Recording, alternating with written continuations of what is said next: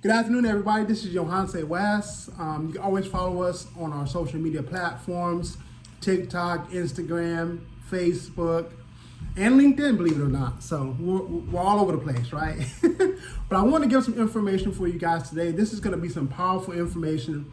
You may want to take some notes. Also, don't forget to like, subscribe, hit that bell notification, and leave us some feedback in the comment section. We would love to hear from you.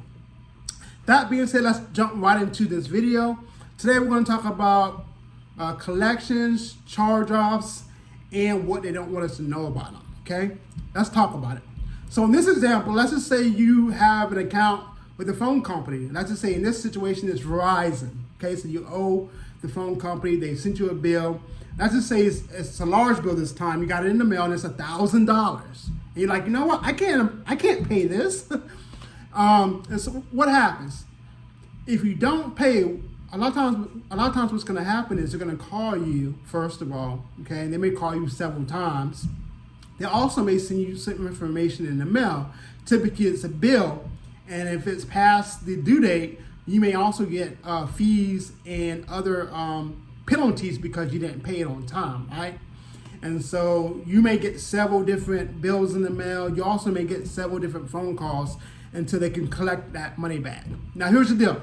If it's been months and months, a lot of times 60 days or more, usually it's about that 3 months to 6 months, usually, before they actually charge it off.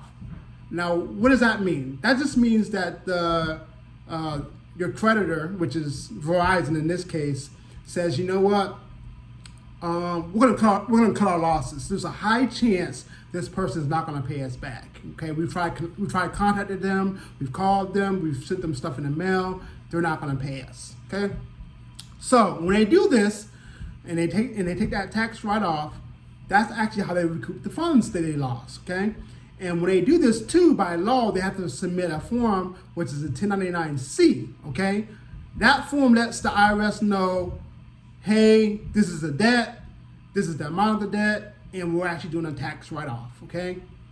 Now here's the deal.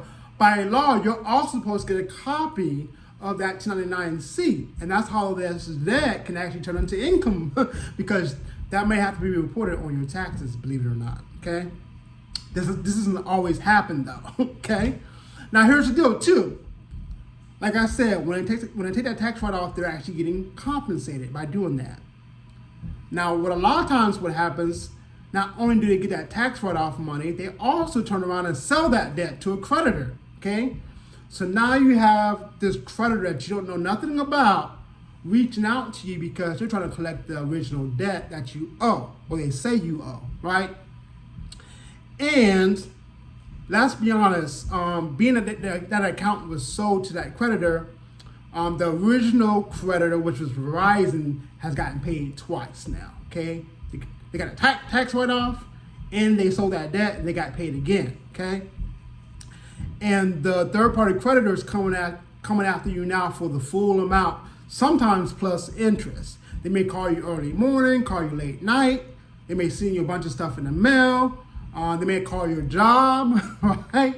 So, and then, you know, sometimes they get real aggressive, and what they do is they threaten or they say, hey, we're gonna file a judgment or countersue you, okay? Now, when this happens, I do want to let you know that that's not the end all be all. A lot of times what they do is they do that, they they kind of threaten you because they know you're gonna get scared enough to actually pay that debt. And a lot of times you don't necessarily owe that debt because you didn't sign or you don't have paperwork that says you owe that third party creditor, okay?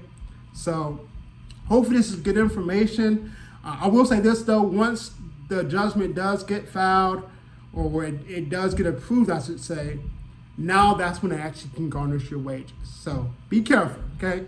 But I do want to empower somebody. I do want someone to know the information about collections, charge-offs, and what people don't want us to know about it. So hopefully this is beneficial. If you're like, you know what, Johanse, I don't know what to do. I don't know what to say. I'm in this situation right now. You can definitely give me a call. You can also book a free consultation on our website. It's www.paulmettomoney.com.